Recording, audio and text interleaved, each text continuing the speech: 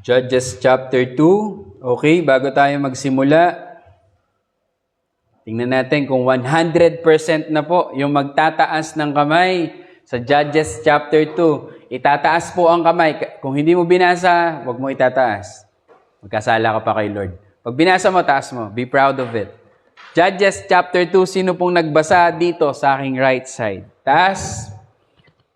Hindi ka pa rin nagbasa, Leslie. Binili na kita. Napangalanan ng katuloy. Second row kayo. Third row. Okay. Fourth row. Ateng! Judges 2. Taas ang kamay. Taas ang kamay. Christian, ikaw ulit nagbasa ng Bible mo this week. Okay. Sige po. Maraming salamat. Hindi pa po tayo 100%. Pero tumataas na po yung bilang ng mga nagbabasa. And I encourage you, church, na magbasa po tayo ng salita ng Panginoon. If not, we sin against God. Alam niyo po yun. We sin if we do not read our Bible. Okay, Judges chapter 2, verses 6 to 15. It's still part of the introduction of the book of Judges. Pero sa end, makikita natin, magsisimula na yung pag-grace ng Lord ng Judges. And even chapter 3, may mga detailed na doon kung sino yung mga judges na gagamitin. So, chapter 1 and 2 ay part pa rin ng introduction.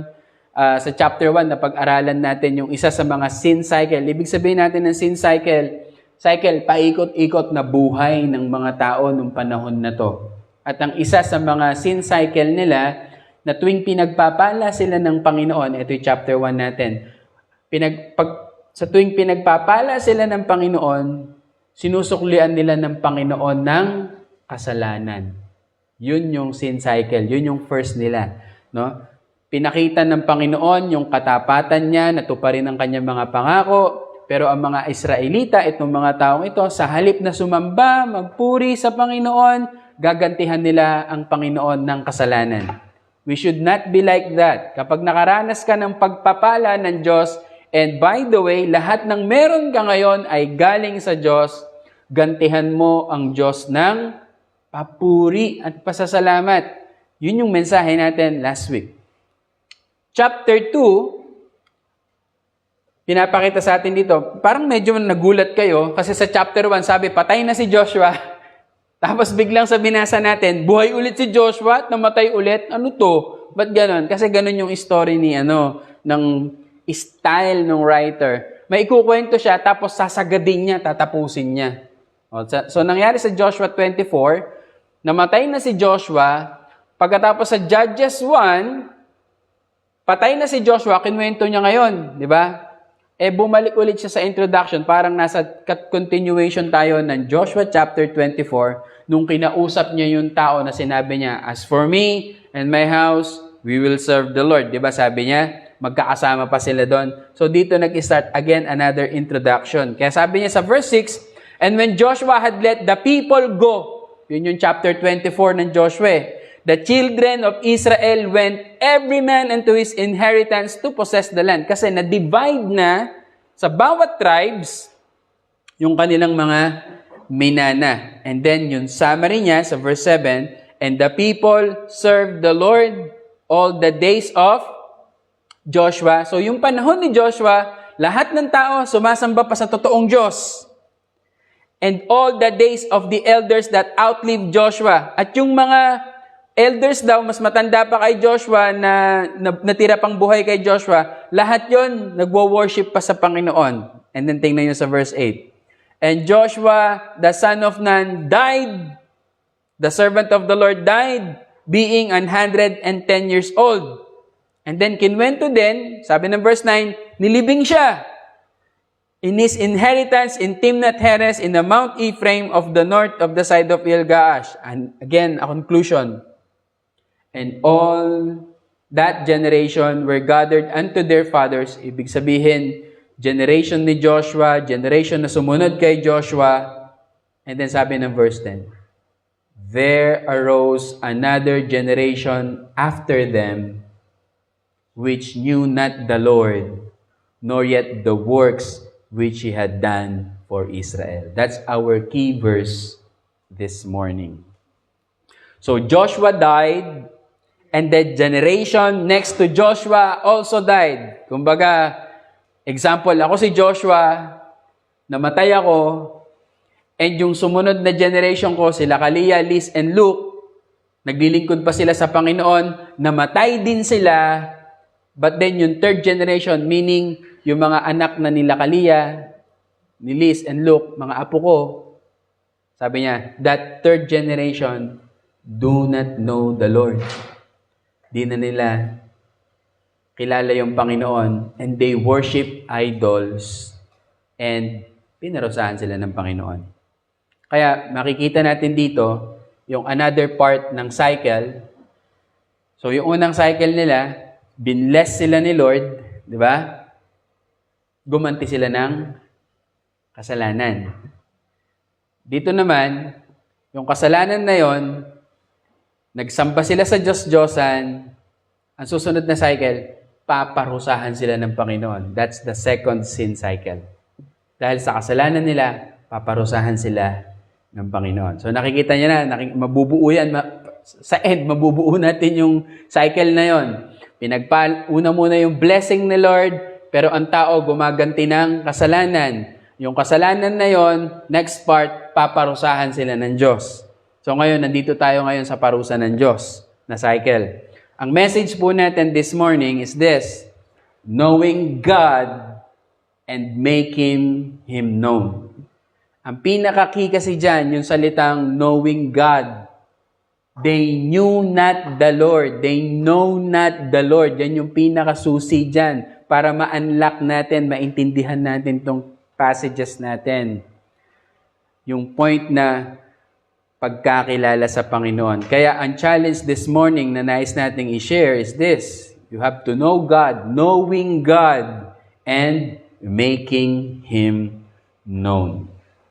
So mag-share ako ng 4 things about the knowledge of God, and ang final na gagawin natin, yung challenge, ano yung tugon natin in knowing God, make Him known. Okay? Klaro ha? Ganun yung takbo ng mensahe natin. So, 4 things about the knowledge of God.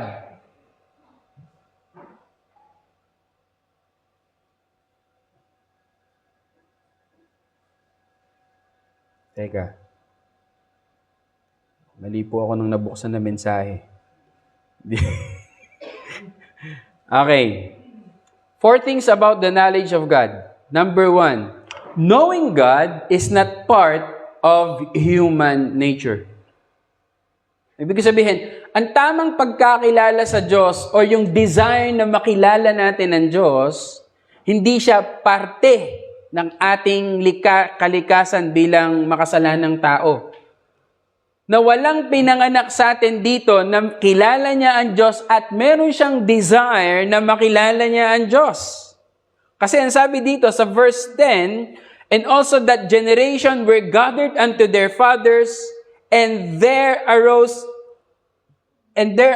another generation after them, which knew not the Lord, nor yet the works which He had done for Israel. So, ang mga taong sumunod na henerasyon kila Joshua, hindi na nila kilala yung Panginoon. Knew not the Lord. Walang pinanganak sa atin dito na kilala niya agad ang Diyos at tama yung kanyang pagkakilala sa Diyos. Walang tao na may likas o kalikasan na ganon. Si Paul, nung binibigay niya yung characteristics ng mga unbelievers in Ephesians chapter 4, binigay niya yung kanilang characteristic ng kanilang mind. No? Kaya ito po, kung hindi ligtas yung isang tao, ito yung kalalagayan ng kanyang mind pa lang ang usapan dito. Kung hihimayin natin to, ano yung nangyari sa isip natin. Kaya 'di ba sa chart natin, may intellect, may emotion, may will. Kung unbeliever, sabi ni Apostle Paul, sabi niya, meron siyang vain mind. Sabi ng Ephesians 4:17, this I say therefore and testify in the Lord, that you henceforth walk not as the other Gentiles walk, in the vanity of their mind. So tingnan nyo doon, na yung mga tao, namumuhay sila with vain mind. Anong ibig sabihin ng vain mind? Sa original meaning, ang ibig sabihin pala ng vain mind or vanity of their mind, empty of the true knowledge of God. So, ang estado pala ng mga hindi pa ligtas ay empty yung kanilang mind ng totoong pagkakilala sa Diyos. Empty. Di ba, ang sakit isabihan nun pag nung panahon kasi namin, matanda na talaga ako di ba? Nung panahon namin, may mga teachers na mapanlait. Walang laman yung kokote mo. Yun yung term sa amin ng teacher namin. Tama ba, Sister Joy? May mga teacher noon. Sino nakaranas ng ganon? Nakarinig ng ganon sa mga Jonah, di ba? Ngayon, di na pwede yata sabihin sa school yun Di ka pwedeng manglait ng estudyante. Pero nung panahon namin, sinasabi ng teacher, walang laman yung kokote mo. Marami pang masasakit na term. Yun ang ibig sabihin ng vain mind. Pero vain siya, may laman naman yung utak niya, kaya lang hindi patungkol sa Diyos. Kaya marahil yung laman ng isip niya ay laman ay iba't ibang bagay. Kaya sabi niya, ito yung buhay ng mga unbeliever. They walk not according to the knowledge of God. Yung mind nila, vain.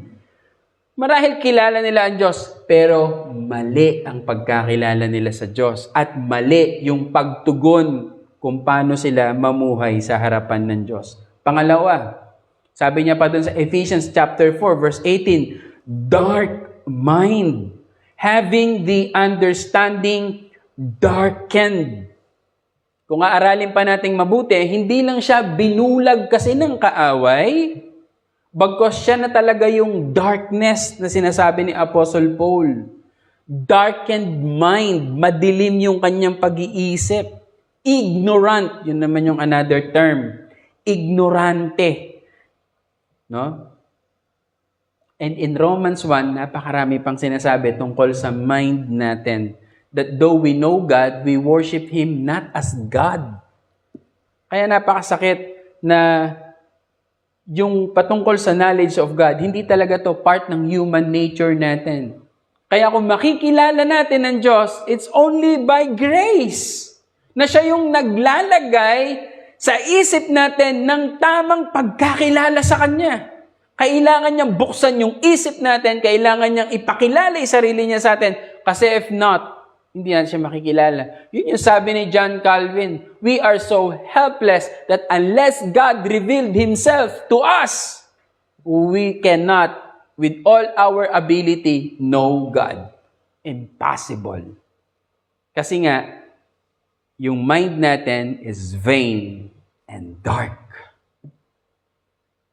Pangalawa, about the knowledge of God. Without knowledge of God, it will lead to idolatry and immorality. Kaya kung wala kang tamang pagkakilala sa Diyos, mamumuhay ka nasasamba sa Diyos-Diyosan at immoralidad. Kaya tingnan nyo yung verse 11 to 13. O sabi niya, dahil which knew not the Lord, dahil di nila kilala si Lord, nor yet the works which He had done for Israel, kahit yung mga ginawa ng Diyos para sa Israel, etong nangyari. Verse 11, and the children of Israel did evil in the sight of the Lord. Dahil hindi mo kilala ang Diyos, hindi mo alam yung Kanyang salita, hindi mo alam yung gusto ng Panginoon, anong gagawin mo? You will do evil. That's why, yung next generation, dahil di nila kilala yung Panginoon, the children of Israel did evil in the sight of the Lord. At ito pang masakit. And serve Baalim, Baals. Nagpalit sila ng Diyos. Si Balaam po, mga kapatid, ay Diyos-Diyosan po doon sa Canaan. Nagawa-gawa ng tao. Si Balaam, hindi totoong Diyos. Ito ay Diyos na ginawa ng tao. Ano ba talaga? Yung Diyos ba ay ginawa natin o Diyos ang gumawa sa atin? Ano nang totoo doon? Diyos ang gumawa sa atin. Pero dahil hindi natin kilala ang Diyos, we have a dark and vain mind. Ang tao gumawa ng Diyos. Kaya pinagbabawal sa Old Testament, yes, pinagbabawal sa Bible na huwag tayong sasamba sa mga inukit na kahoy, inukit na bato, at kinortihang tao o kinortihang anghel o nilagyan ng pakpak, ginawang ibon, whatsoever. Sabi ng Panginoon, huwag kayong sasamba dyan. Because hindi ako yan. Yun ang pakilala ng Panginoon. Yet these people, because they don't know God, they create their own God, mold them into some kind of wood and stone and gold. Yun yung naging kasalanan, di ba? Ng mga Israelita. Nakita na nila na ginagamit lang si Moses ng Panginoon. Dahil hindi gusto nilang makita ang Diyos, gawa tayo ng kalabaw. Gawa silang gintong kalabaw. Sinamba nila yun. Tapos sabi nila, eto yung Diyos natin. Okay, nagkasala si Aaron. Siya yung pasimuno. Kaya kung di natin kilala ang Diyos, sasamba tayo sa ibang Diyos. Hindi natin sasambahin yung Diyos ng Bible. We need to worship the true God. They serve Baalim. Sabi ng verse 12, ito pa, they forsook the Lord God of their fathers. Tinalikuran nila yung Panginoong Diyos ng kanilang mga tatay, ng kanilang mga ninuno. Sino yung Diyos na yon na nagligtas sa kanila sa lugar ng Ehipto? And sabi ng Bible, and followed other gods. Sumunod sila sa iba't ibang Diyos of the gods of the people that were round about them. Kaya kung di mo kilala ang Diyos, gagayahin mo lang din. Saan ka nagche-church? Doon na lang din ako. Kasi hindi mo naman kilala ang Diyos Kaya kung ano-anong church yung papasukin mo, gagaya ka sa kanila, gaya ng mga taong ito. Dahil hindi nila kilala yung Panginoon, ang sabi ng Bible, ginaya na lang nila sinamba na lang nila yung Diyosan na sinasamba ng mga nakapalibot sa kanila. Ginaya rin nila na bowed themselves unto them. Lumuluhod sila sa mga Diyos-Diyosan na to. And sabi ng verse 13, and they forsook the Lord and served Baal and Ashtaroth. Again, sino si Ashtaroth? Again, gawang Diyos ng mga taong ito. Alam niyo po, ang mga Pilipino noon, nakalimutan ko na yung term. Marami tayong sinasambang Diyos. Pagano tayo. Sumasamba tayo sa bundok, sa araw, sa alon ng dagat, sa nature, sa hangin. Ganun yung mga ninuno po natin. Nagkataon lang na sinakop tayo ng Espanya at pinakilala ang Roman Catholicism sa atin. Kasi noon nagkakaroon ng rally ang mga Roman Catholics, sumasakop sila ng mga bansa at pag sinakop nila yung bansa, ipapapilit yung relihiyon ng Katoliko sa kanila. Yun yung nangyari sa bansa natin, na inalipin tayo ng mga Kastila at pinakilala sa atin ng mga Katoliko, yung mga Diyos-Diyosan. Kaya minana lang po natin yung mali na yun. Pero sa awa ng Panginoon, during that time, nabubuo din yung tinatawag na Reformation na pinapakilala ang totoong Diyos, si Kristo Jesus, nakaligtasan si Kristo, Biblia lamang, nagkaroon ng Reformation spark. So naiintindihan po natin at sa awa ng Panginoon, nakarating din sa atin yung gospel. Kaya ngayon, ang tao dito sa ating bansa, saan na namulat yung katuruan nila? Namulat sila sa katuruan na ito ang Diyos natin, rebulto. Kaya pinaparada natin dito sa kanto-kanto. Hindi natin totoong relihiyon ito. Hindi yan ang turo ng Bible. Kaya tingnan nyo yung Bible, kung gaano kagalit. Sabi ng Bible sa verse 14, and the anger of the Lord was hot against Israel. So third, without true knowledge of God, we will be punished by God. So third, without true knowledge of God, we will be punished by God. Kung hindi tama yung pagkakilala natin sa Diyos, paparusahan tayo ng Diyos. And ganun yung ginawa niya sa Israel. And the anger of the Lord was hot against Israel and delivered them. Nakita niyo ginawa ng Diyos? Delivered them into the hands of spoilers that spoiled them. He sold them into the hands of their enemies round about, so that they could no longer stand before their enemies. Verse 15, whithersoever they went out, the hand of the Lord was against them for evil. As the Lord had said, as the Lord had sworn unto them, they were greatly distressed. So dahil hindi na nila, tinalikuran na nila ang Diyos at sumamba na sila sa iba't ibang Diyos, nagalit na yung Diyos sa kanila. Pinarusahan sila. Binigay sila sa kanilang mga kaaway. Kapag makikipag-away sila sa ibang bansa, hindi na sila nananalo. Pinapahirapan sila ng Panginoon.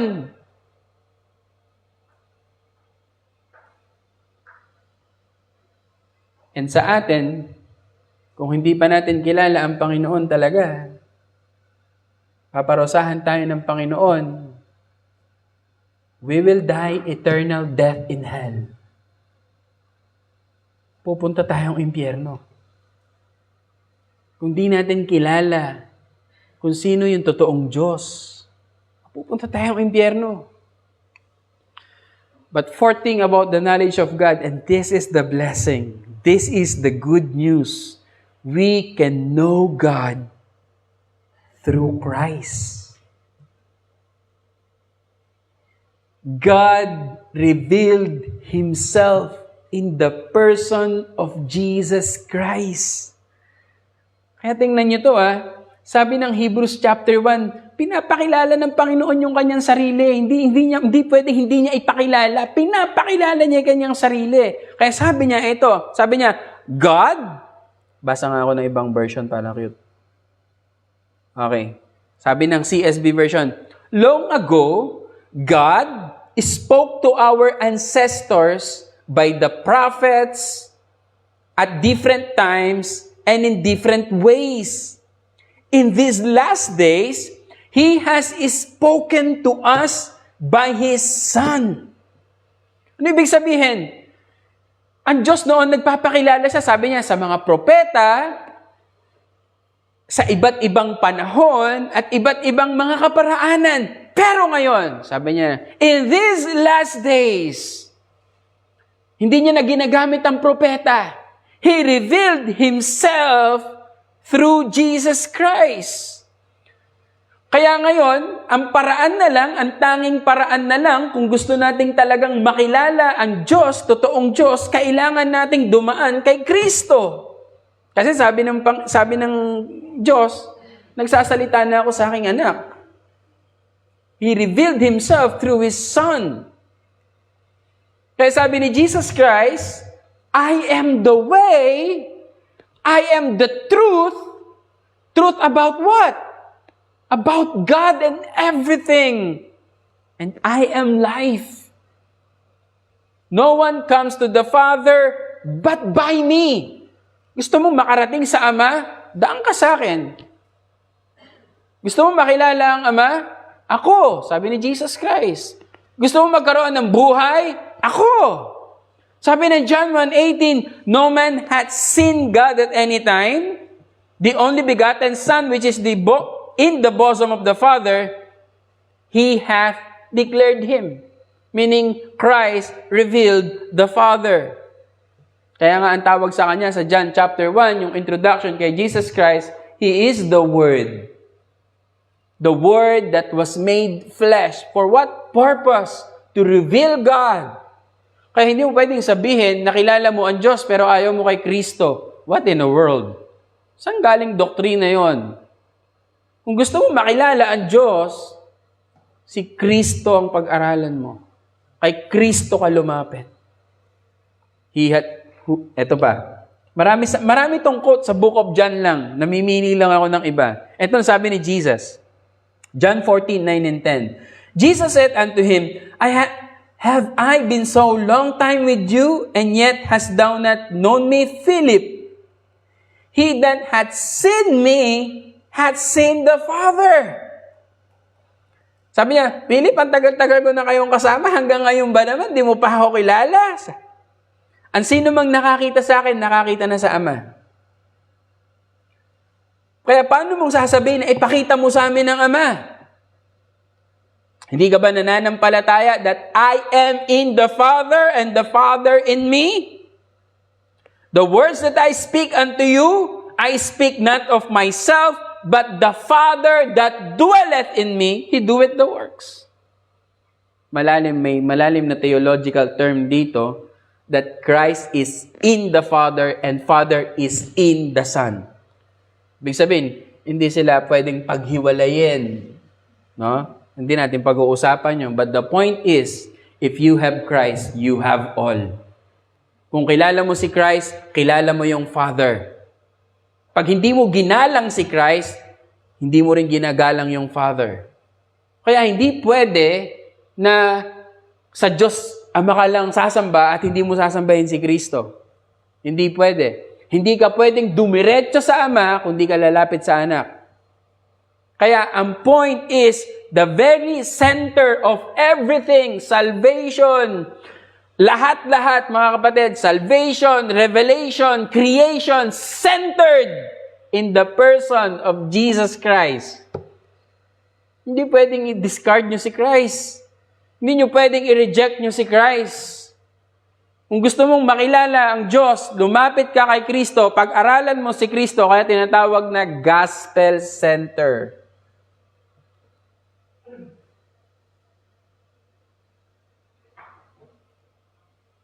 Kaya gusto mong makilala ang tunay na Diyos, sumampalataya ka kay Kristo. Paniwalaan mo lahat ng sinasabi ni Kristo, lahat ng turo ni Kristo. Pag-aralan mo. And then, biglang sabi ni Jesus, kasi lahat ng tinuturo ko, hindi galing sa akin, galing sa Ama. So, imagine mo yon. Gusto mo palang matutunan yung mga salita ng Diyos Ama. Pag-aralan mo yung mga sinabi ni Kristo. Kasi sabi ni Kristo, lahat ng mga sinasabi ko sa inyo, hindi siya galing sa akin, galing siya sa Father ko. See? Kasi siya na nga yung itinalaga ng Diyos Ama na magpapakilala kung sino ang tunay na Diyos. So, do not reject Christ. Kaya lahat ng attributes na pinag-aaralan sa doctrine of God, lahat ng attributes na yan, lahat yan kay Kristo nakasentro yan. Pag-aralan mo yan in the life of Christ, babalik that the God of the Old Testament is the same God of the New Testament and the same God that we have, and that is Jesus Christ. Hindi siya pwedeng hindi Diyos. So, yun yung 4 things about the knowledge of God. Now, knowing God. Paano tayo mamumuhay ngayon? Making Him known. Ipakilala natin siya. Balik tayo dun sa text natin. Ay, wait.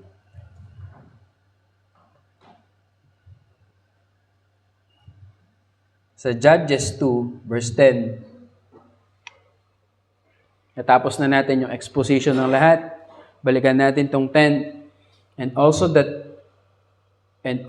all that generation were gathered unto their fathers, and there arose another generation after them, which knew not the Lord, nor yet the works which He had done for Israel. Bakit dumating sa point na sa third generation hindi nakilala ang Panginoon? Bakit? Kaya dun sinasabi natin, hindi talaga likas sa tao ang knowledge of God. So therefore, dahil hindi likas sa mga tao ang knowledge of God, lahat ng nakakakilala sa totoong Diyos must share who God is. Kaya kung kilala mo ang Diyos ngayon, kilala mo si Kristo, meron kang responsibilidad na ipakilala kung sino ang tunay na Diyos. So that the next generation will worship the true God and will not forsake God. Kaya naalala nyo, sabi ni Joshua, as for me, matanda na siya, and my house, we will serve the Lord. Hindi payag si Joshua na hindi niya kasama yung mga anak niya na magwo-worship. Kaya lang yung resolve na yon, yung resolution na yon ni Joshua, hindi naging resolution ng kanyang mga anak. Kasi yung next generation after Joshua, they forsook the Lord. Sa mga anak na mga miyembro na naririto, mga young people, Kalia, Liz, Luke, sila Kayla, mga bata na naririto, magkaroon kayo ng sarili nyong resolution. You must be resolved that you will not forsake the Lord. Mga bata na naririto, though yung mga parents nyo hindi nyo kasama dito, nawa mag-start sa generation nyo that you will not forsake the Lord. You will continue. At ipagpapatuloy ninyo na dito makikilala nyo ang Diyos at paglilingkuran nyo ang Diyos. Mga nanay at tatay, napakalaking responsibilidad natin na akayin ng mga anak natin at ipakilala kung sino ang tunay na Diyos. Kasi yung mga anak nyo, hindi talaga likas sa kanila na kilala nila ang Diyos. No. Kaya sabi niya, yung original commandment ng Panginoon, tingnan natin, kaya pinapost ko to. Jessa, andyan ba? Deuteronomy chapter 6. Babasahin po natin ha. Ito yung utos sa kanila. Wala pa sila doon sa promised land. Nagsisimula pa lang sila. Verse 1. Sabi niya, ito ang mga utos, katuruan at tuntunin na iniutos ng Panginoon na inyong Diyos sa akin na ituro sa inyo. Sundin ninyo ito sa lupaing inyong sasakupin doon sa kabila ng Jordan. O, di ba sa Judges, nandun na sila. Upang kayo, pati ang mga anak at mga apo, yan na yun eh.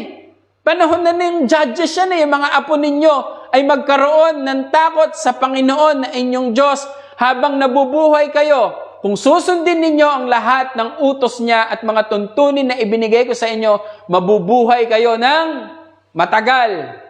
Mahaba po yan.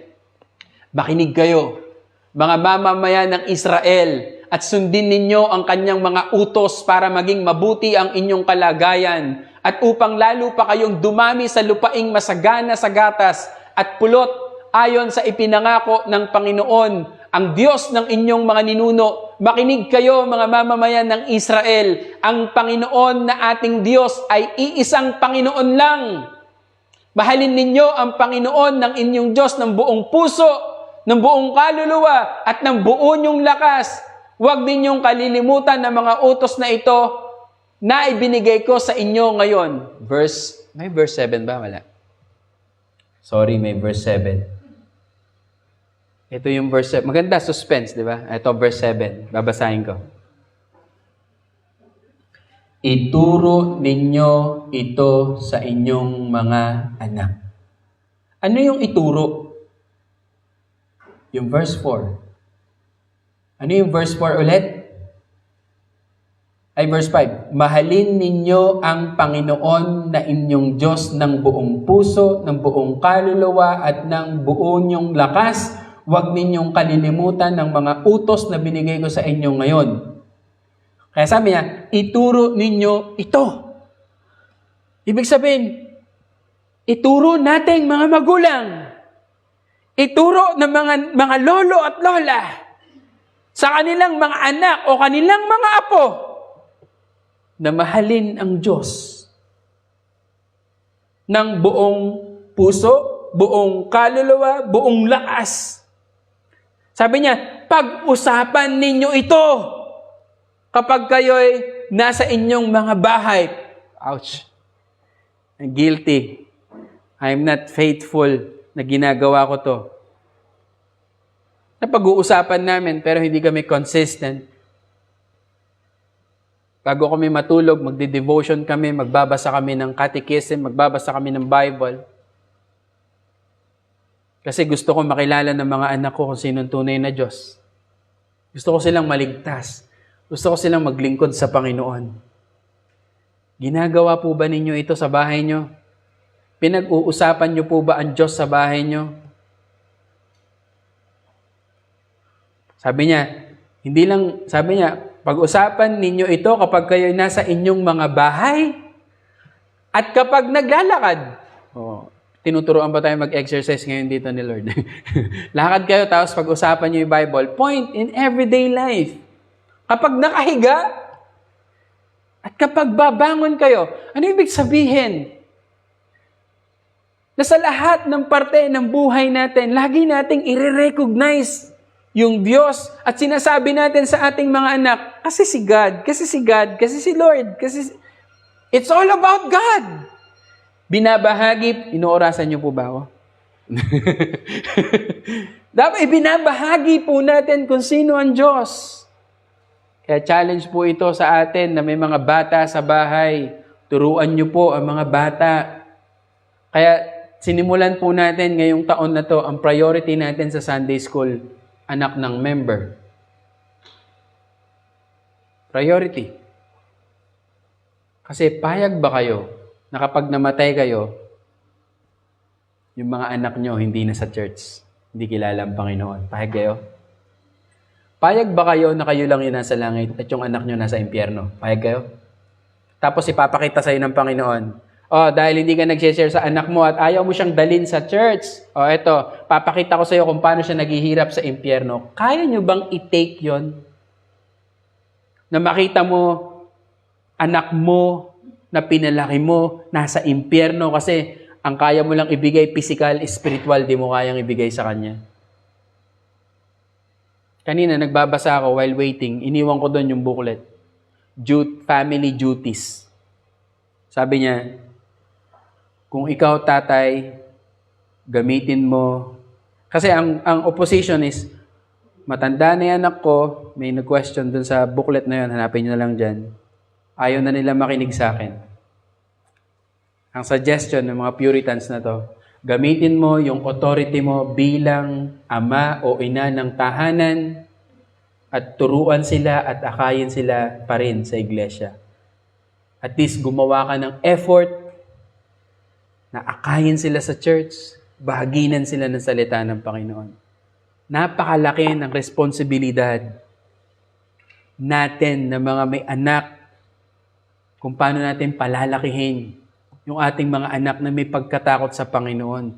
Hindi sapat na pinapakain nyo lang sila physical, pinag-aaral sila, edukasyon, andyan yung mga emotional support na tinatawag. Pero kung hindi nyo kayang ibigay yung spiritual, kasalanan nyo to sa Diyos. Kasalanan natin sa Diyos. Kaya lalaki sa mga bahay natin, hindi kilala ang Panginoon. Pero kung ginawa na natin at lahat at talagang nagrebelde, not our fault. Not our fault. Why? Hindi natin control yung nangyayari. It's not part. Kaya nga merong age of accountability and responsibility. Hindi ito yung pag namatay, dumadating sa edad na responsible na yung anak. Wala nang hawak doon. Kaya kinuman sa atin, church, and he said unto them in Mark 16:15, go ye into all the world and preach the gospel to every creature. This is our mandate. Ito ay iniwan ng Panginoon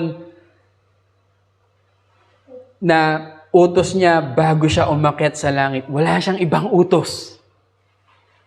Yung final na mag-a-ascend na siya, utos niya sa mga disciples, you go into all the world and preach the gospel to every creature. Kung kilala mo ang Diyos, make Him known.